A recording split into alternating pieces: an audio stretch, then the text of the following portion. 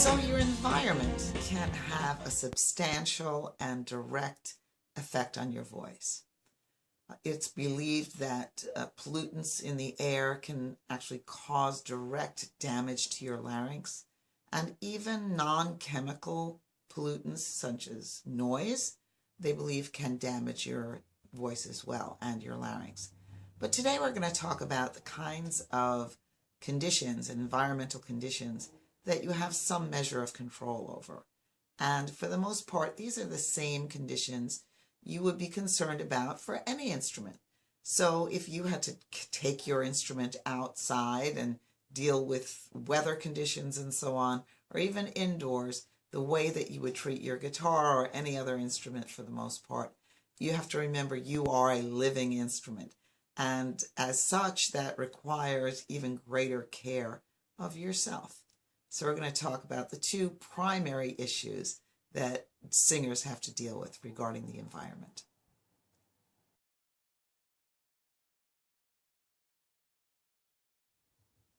For those of you who don't know, I have a very adorable cat named Pavarotti.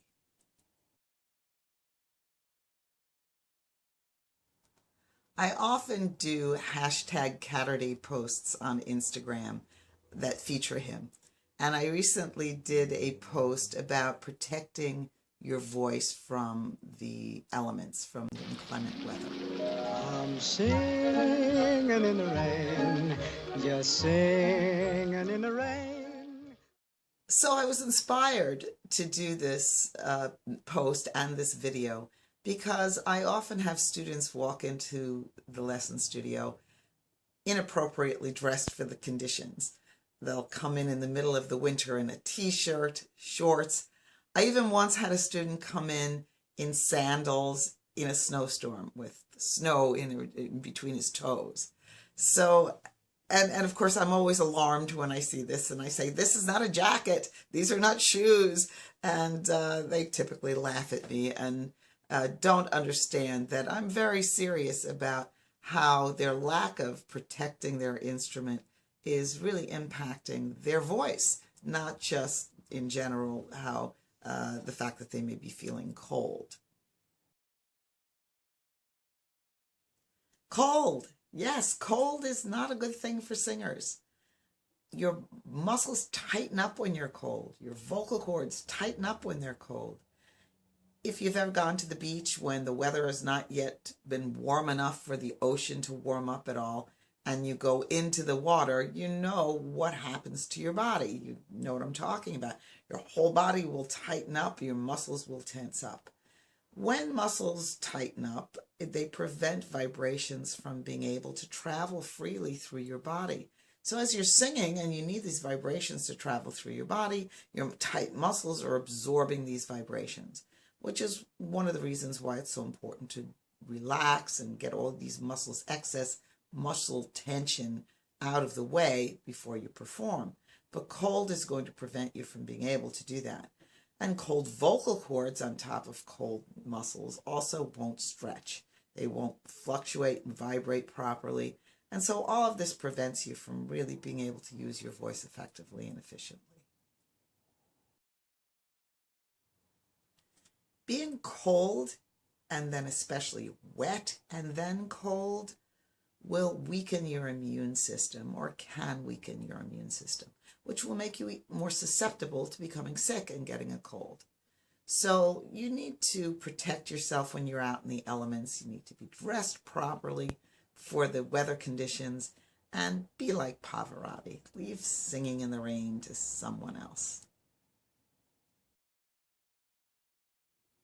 So just as cold will tighten muscles, warmth will loosen muscles.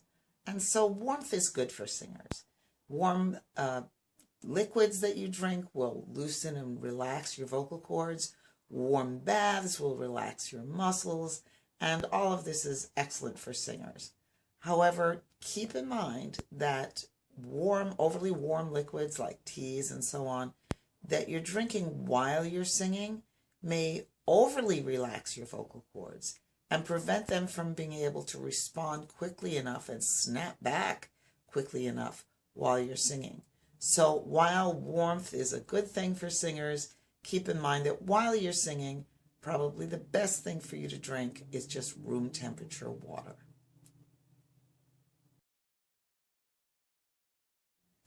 So the second issue that most impacts your voice regarding the environment is hydration. Dehydration is the #1 cause of vocal issues for singers. Your voice, your vocal cords need to be able to stretch and contract as you sing. And dehydration prevents that from occurring, prevents them from being able to stretch effectively and efficiently. If you've ever seen a rubber band that's lost a lot of its moisture and it's kind of dried out and a little craggly, it also loses its flexibility. There's very little stretch. It's stretched out about as much as it's going to stretch, and it doesn't contract back again. And this is very much the way your vocal cords function. So hydration and moisture in your vocal cords are of really the utmost importance. You want to keep them moist and hydrated at all times.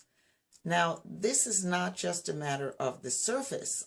So when you feel thirsty, you feel your throat is dry, that's surface wetness.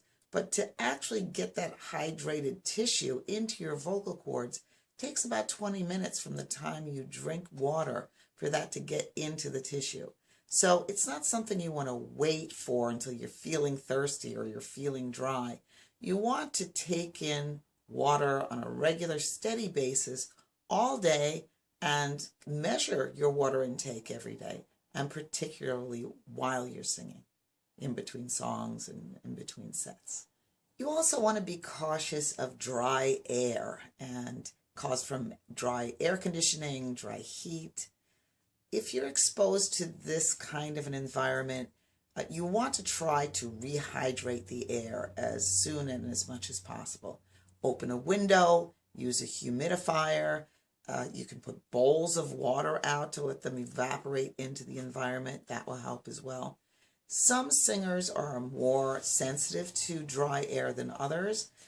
There are some singers who cannot perform in certain venues with the air conditioning on and have that actually written into their contract that there will be no air conditioning. It doesn't make the audience very happy when they're sweltering in a hot room or a hot arena, but the singer is aware that with that air conditioning on, it will dry them out to the point where they'll be unable to sing. So you need to remember that vocal cords are mucous membranes.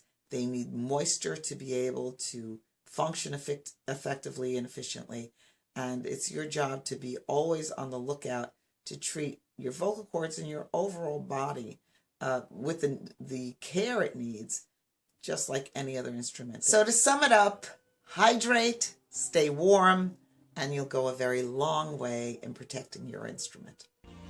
And we'll see you next time.